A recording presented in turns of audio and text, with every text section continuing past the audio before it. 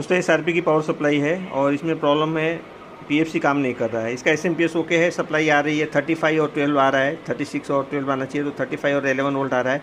380 volt की जगह पे 300 वोल्टेज के आसपास आ रहा है। 300 वोल्टेज दोस्तों इस कनेक्टर पे आता है और इग्निटर का बहुत ही महत्वपूर्ण वोल्टेज है। अगर ये नहीं आता है तो आपकी एसआरपी काम नहीं करती है।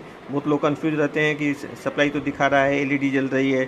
तो किसी में क्या होता है, पीएफसी जब नहीं काम करता है तो आपकी एलईडी जो लगी रहती है यहाँ पे वो ब्लिंक करती है, या किसी में ब्लिंक नहीं करती है, लेकिन वोल्टेज प्रॉपर नहीं बनता है जब तक पीएफसी नहीं बनता है। पीएफसी का वोल्टेज जब बनता है तो इस कंडेंसर पे 380 वोल्ट आ जाता है और एसआरपी की जो सप्लाई आउटपुट है वो भी बढ़ जाता है 36, और करंट में बहुत ज़्यादा फर्क पड़ता है।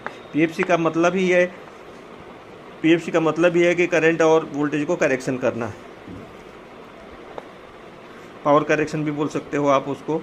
और करंट और वोल्टेज दोनों को हाई करता है, करेक्ट करता है, जिससे कि लोड के आने के बाद भी सप्लाई में थोड़ा भी फ़र्क नहीं पड़ता है, अप डाउन नहीं होती है। तो इसमें प्रॉब्लम क्या है, देखिए पीएफसी के लिए जो आईसी लगी है यहाँ पे 54B65 लगा है, तो इसकी सप्लाई पिन पे हमें चेक करना पड़ेगा। मैंने सप्लाई चेक किया तो किसी पिन पे भी सप्लाई नहीं आ रहा था। जनरली जब नहीं मालूम होता है तो हम सभी पिन पे देखते हैं कि सप्लाई किसी पे आ रहा है क्या, क्योंकि सप्लाई बहुत ज़रूरी होती है। अगर आईसी पे सप्लाई नहीं आएगी तो ऑसिलेट नहीं होगा और आपके पीएफसी काम नहीं करेगा। तो सबसे पहले हम मॉसफेट को बाहर निकाल कर रख देते हैं और सेंस वोल्टेज चेक करते हैं इस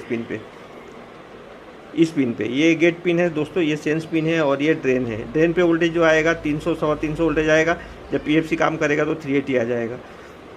तो हम इस पिन पे सेंस वोल्टेज चेक करते हैं और इस पे गेट पे कोई वोल्टेज नहीं आता है, बहुत ही कम वोल्टेज रहता है जब पावर सप्लाई हमारी ओके हो जाती है। सेंस पिन पे वोल्टेज आना ज़रूरी है। ये वोल्टेज 10 से 15 के आसपास आता है, सर्किट डिजाइन और आईसी के ऊपर डिपेंड करता है।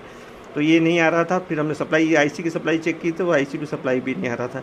तो आईसी का सप्लाई पिन हमें मालूम है, नहीं मालूम है। अगर नहीं मालूम है तो उसको हम गूगल करके चेक करते हैं।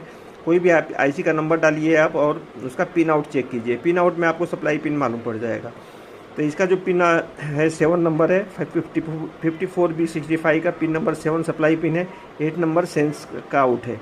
तो सप्लाई इसकी कहाँ से आई, तो दोस्तों देखिए यहाँ से ट्रैक गया है, डायोड के इस पॉइंट पे आया है। इस डायोड पे वोल्टेज कहाँ से आ रहा है, तो यहाँ पे देखिए दोस्तों, यहाँ पे एक रेजिस्टेंस लगा है 10 ओम्स का, यहाँ एक डायोड लगा है।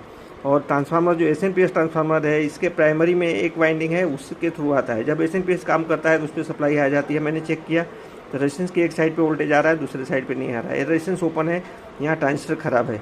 तो ट्रांजिस्टर को देखिए मैंने शॉर्ट किया है यहाँ पे, और अब इस पर सप्लाई आ गया है। तो इस तरह से आप सप्लाई सबसे पहले लाएँ, उसके बाद सेंस आउट, उसके बाद में फिर पीएफसी सेक्शन का जो आउटपुट है मॉसफेट आप डालें।